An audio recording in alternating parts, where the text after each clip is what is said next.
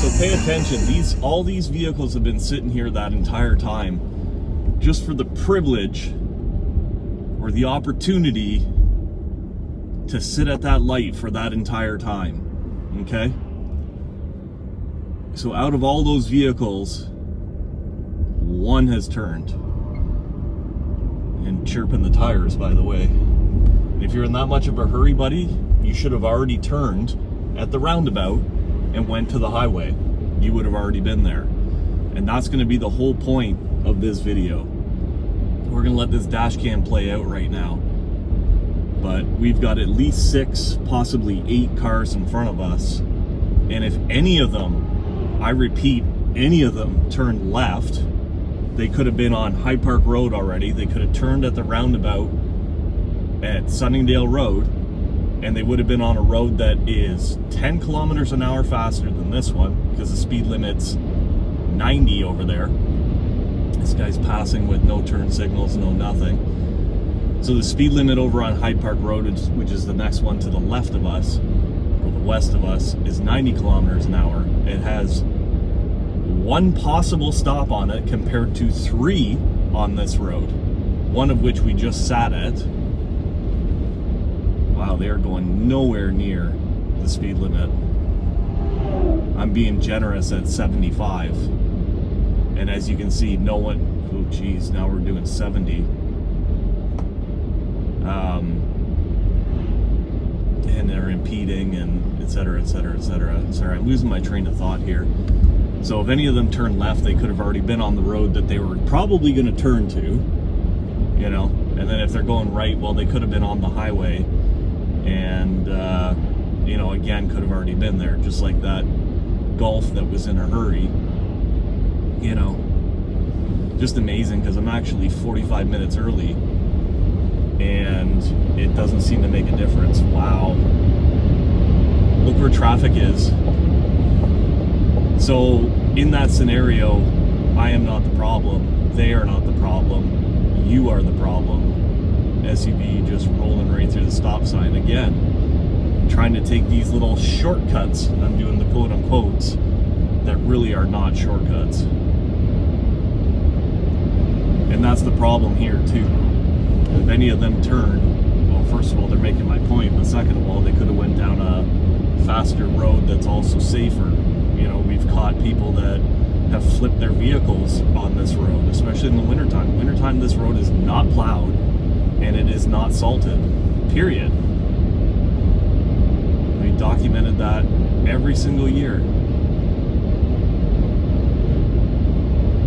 But this shortcutting and cut through traffic, which is a definition of Middlesex Center's traffic calming bylaw, by the way, they've had so much of this shortcutting and cut through traffic that they had to install a set of traffic lights up there.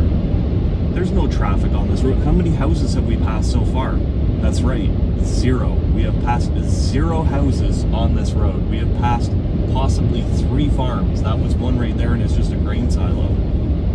So why is it the responsibility of these people that live in this road and live in this county to pay for a light because people are cutting through?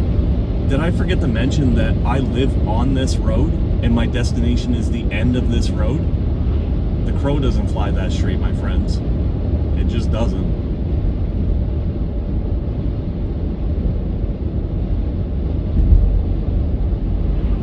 So as you can see, we got at least one person turning right. So again, they went through the roundabout at Sunningdale Road. Then they went and they sat at the traffic light at Medway. And now they're coming up here and they're sitting at the traffic light at Ilderton Road. Whereas they could have just hung a right at that roundabout and they would have already been on the highway. Highway doesn't have 2 stops on it like this. And I don't need to overstate the obvious, but a highway is a highway.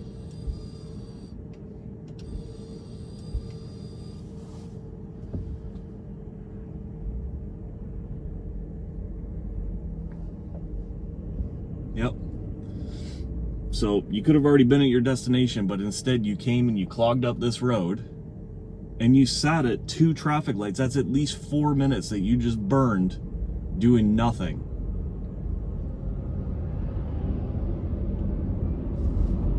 So pickup truck up there, passing, no turn signal. Again, if you're coming up this way, you know, you got to be coming up here for a reason. And I absolutely refuse to believe that all these 6 cars live, first of all, on this road, the same road that I live on, and second of all, have a purpose here. And again, if any of them turn left, you could have been on Hyde Park Road, which is 10 kilometers an hour faster than this one. In the wintertime, it is fully plowed, fully salted. In fact, the last stretch of Hyde Park Road just got replaced. That's a blind hill, buddy. That's a blind hill. I get it, the guy's not going the speed limit, but that last stretch of Hyde Park Road got just replaced this year. So that road's no more than, I think, 3 years old. It's 90 kilometers an hour. It has one possible stop on it. 10 kilometers an hour faster than this one. Has one possible stop compared to this one, which is 10 kilometers an hour slower, and has 3 guaranteed stops. 3 of them guaranteed. So, I don't know. I don't get it. Gonna go or not? Do people not know how to... Okay, he's using it, but... I was gonna say, do people not know how to use turn signals? But... he just decides to flip it on, like, when they're 3/4 into the lane.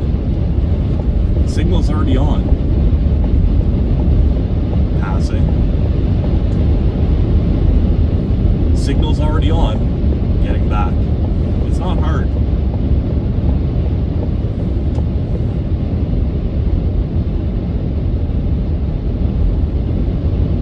But yeah, I wish I didn't have to make these videos. I wish I didn't have this channel, because that would mean that everybody's doing exactly what they're supposed to do. And it really sucks, because people that absolutely have to use this road, and I'm going to call out myself, somebody who lives on this road, whose destination is the end of this road,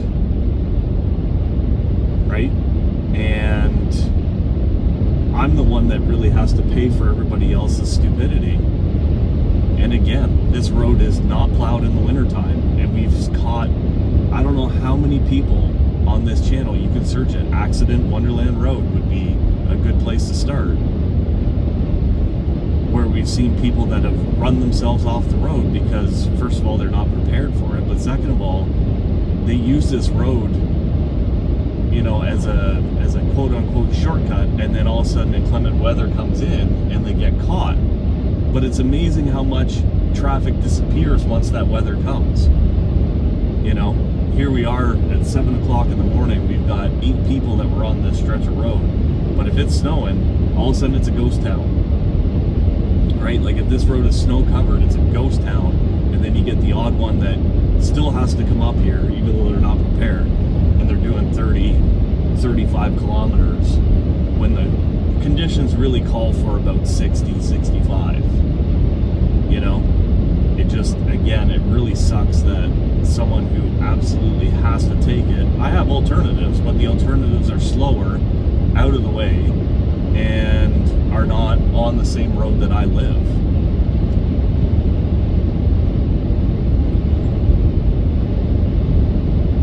And these ones here, like, they pass that guy, I get it, he's going slow. But if you're in that much of a hurry, you would either use the highway or you would use Hyde Park Road. And again, how many people are we going to see up here that are going to hang a left? I was absolutely shocked that none turned back there at Edmonton Road. I will admit that. If I was a betting man, I would have lost a lot of money, and it takes a big man to admit when they were wrong. It hasn't happened very many times on this channel, but I can still admit that.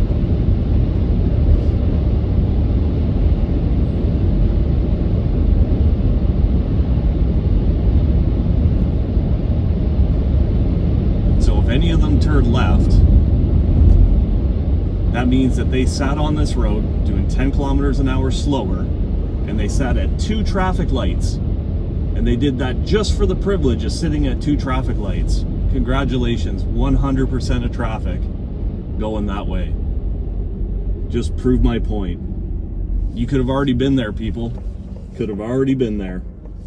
Again, I live on this road. This is my destination. I have no other alternative. So just pay attention, be less selfish, obey the rules of the road, try to contribute to society. You know, this is going to be a lot better, easier place to live in. You don't have to make it this hard.